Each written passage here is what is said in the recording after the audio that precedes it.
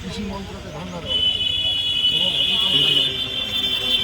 বাধ্য মমতা বন্দ্যোপাধ্যায় রাজ্যের আর্থিক অনটনের মধ্যেও উনি এই জব কার্ড যারা টাকা পায় তাদের টাকাটা আগামী 1 মার্চ 2রা মার্চ 3রা মার্চের মধ্যে প্রত্যেকের অ্যাকাউন্টে দেবেন রাজ্যের তহবিল যে টাকাটা দেওয়ার কথা কেন্দ্র সরকার বিজেপি সরকার সেই সরকারটা না দিয়ে রাজ্য সরকার দেবে।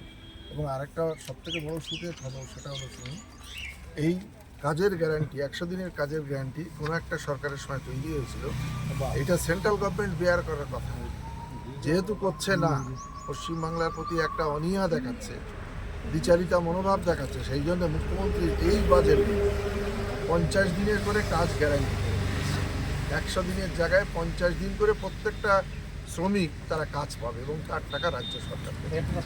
এইটা হলো এপ্রিল মাস থেকে লাগু হবে এবং এই বাজেটে পাস হয়েছে।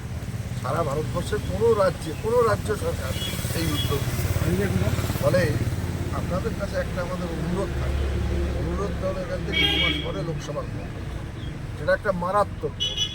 দেশ স্বাধীনের পরে এত কঠিন ভোট কখনো হয়নি। শুনে এই কঠিন ভোটে আপনাদেরকে মমতা ব্যানার্জির হাত শক্ত করতে হবে।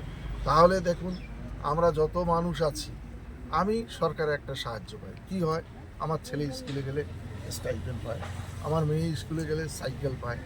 আপনারাও যেমন মানুষ হন না কেন, চাষবাস করুন, ব্যবসা করুন, অন্য কিছু করুন, কোনো না কোনো প্রকল্প মুখ্যমন্ত্রী কিন্তু আছে।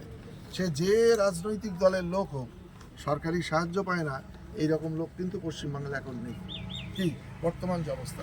সেই জন্য সবার কাছে একটা অনুরোধ, এই যে মমতা বন্দ্যোপাধ্যায় হাতটা শক্ত রাখবেন, তাতে আপনারা আমরা সবাই ভালো থাকবো এবং দেশটা শান্তিতে থাকবে। এই কটা কথা আপনাদের কথা শেষে হ্যাঁ আমি একটা কথা বলবো। হ্যাঁ